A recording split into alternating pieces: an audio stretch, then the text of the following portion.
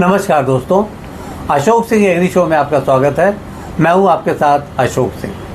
आज भी भारत में लगभग 60% जनसंख्या प्रत्यक्ष या अप्रत्यक्ष रूप से कृषि पर निर्भर है। समय के साथ जलवायु परिवर्तन, श्रमिकों की कमी, लागत में बढ़ोतरी और संसाधनों की सीमित उपलब्धता के कारण कृषि क्षेत्र में नई तकनीकों की आवश्यकता महसूस की जा रही है।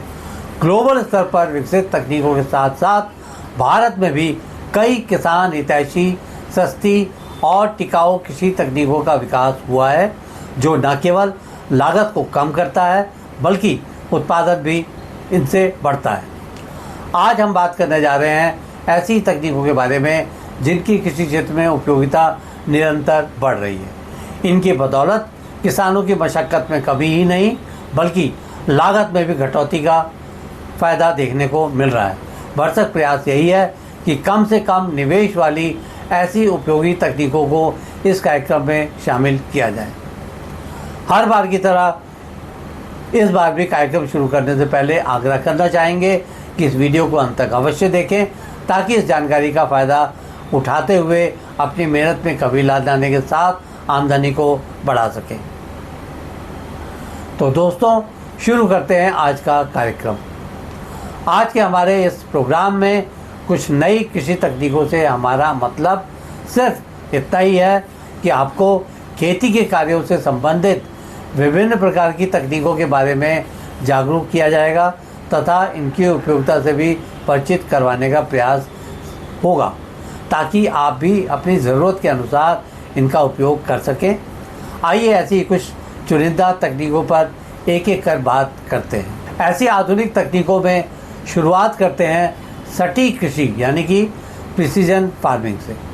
इसमें सेंसर, ड्रोन, जीपीएस, जीआईएस और उपग्रह आधारित तकनीकों के सहारे खेत के हर हिस्से की अलग अलग ज़रूरत के अनुसार बीज, फर्टिलाइज़र और पानी की सप्लाई की जाती है।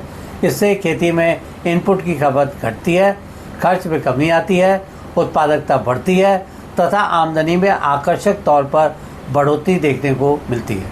अनुसंधानों से पता चला है कि गेहूं, धान, मक्का, कपास जैसी फसलों के बारे में कहें तो इस तरह से 15 से 25% तक लागत में कटौती के साथ 10 से 30% ज़्यादा उत्पादन लिया जा सकता है। अब बात करते हैं जल संरक्षण की तकनीकों के बारे में।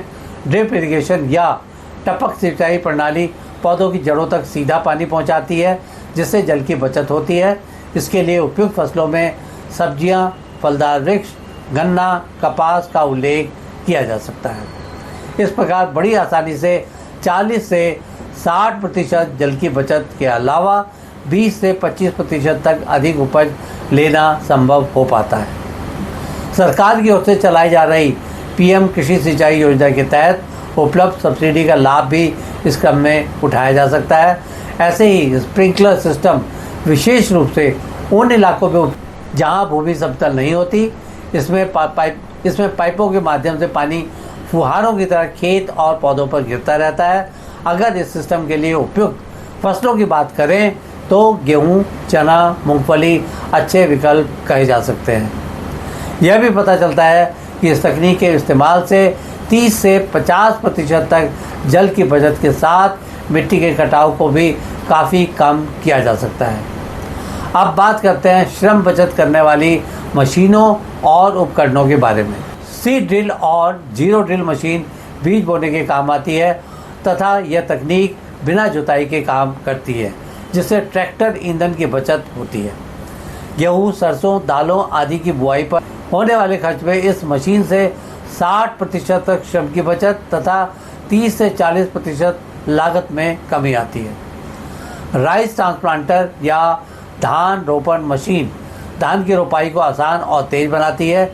इससे 70% तक श्रम लागत में बचत, रोपाई में समान दूरी के साथ उत्पादन में वृद्धि देखने को मिलती है।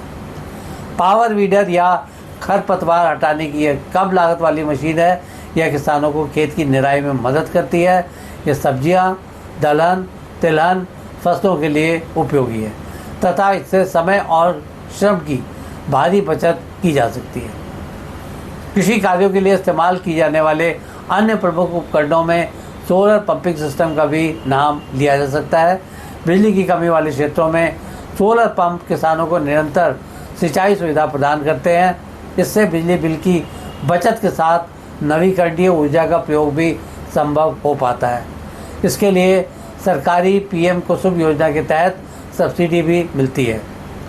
सेंसिंग तकनीक आधारित मिट्टी जांच या सॉइल हेल्थ कार्ड से मिट्टी की गुणवत्ता के आधार पर फर्टिलाइजर की सटीक मात्रा का निर्धारण किया जा सकता है, जिससे अतिरिक्त खर्च में कटौती होती है। ग्लोबल स्तर पर लोकप्रिय किसान हितैषी तकनीकों में हाइड्रोपोनिक्स व एरोपोनिक्स यानी कि मिट्टी रहित खेती का नाम भी लिया जा सकता है।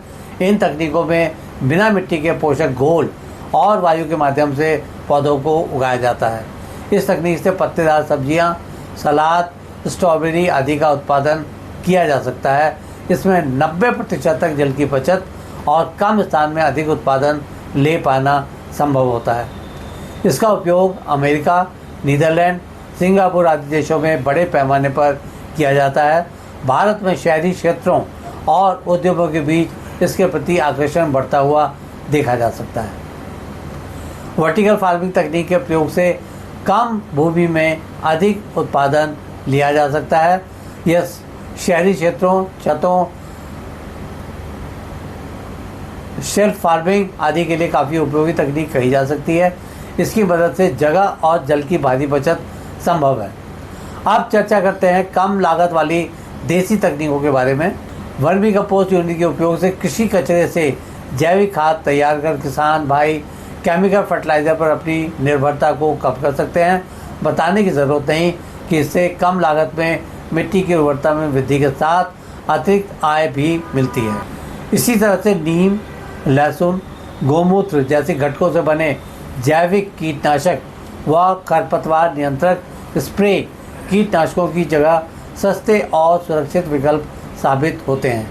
मोबाइल कृषि ऐप्स जैसे किसान सुविधा, IFCO किसान, एग्रीमार्ट आदि की सहायता से फसल बीमा, मंडी भाव, मौसम पूर्वानुमान, फसल सलाह, कीट नियंत्रण आदि जानकारियां सरलता से प्राप्त की जा सकती हैं। फसल अनुकूलता के अनुसार किन तकनीकों का चयन किन फसलों में किया जा सकता है, ज़रा इस पर भी एक नज़र दौड़ा लें। जैसे गेहूं में जीरो टिलेज स्प्रिंकलर लागत में 25% तक कमी लाती है। धान में राइस प्लांटर, ड्रिप, श्रम बचत, जल संरक्षण आदि तकनीकों का इस्तेमाल किया जा सकता है। फल सब्जी आदि में ड्रिप और पावर वीडर का, हाइड्रोपोनिक्स के साथ जल व श्रम की बचत इसमें की जा सकती है। इसके साथ गुणवत्ता में भी सुधार देखने को मिलता है। दालों में सटीक कृषि, मिट्टी जांच, उर्वरक लागत में कमी जैसी तकनीकें काफ़ी कारगर हैं। ऐसे ही अन्य फसलों के बारे में बताया जा सकता है कि कौन कौन सी तकनीकें उसमें कारगर हैं। आज के एपिसोड में बस इतना ही दोस्तों। कल एक नए विषय पर चर्चा करने के लिए दोबारा इसी समय पर हाजिर होंगे। दोस्तों, अगर आपको वीडियो पसंद आया हो तो इसे लाइक करें, शेयर करें और हमारे चैनल को सब्सक्राइब करना ना भूलें। आपके पास कोई सवाल या सुझाव हो तो कृपया कमेंट बॉक्स में लिखें। हम आपके सवालों का जवाब देने के लिए हमेशा तैयार हैं। कल फिर आपसे मुलाकात होती है। तब तक के लिए नमस्कार।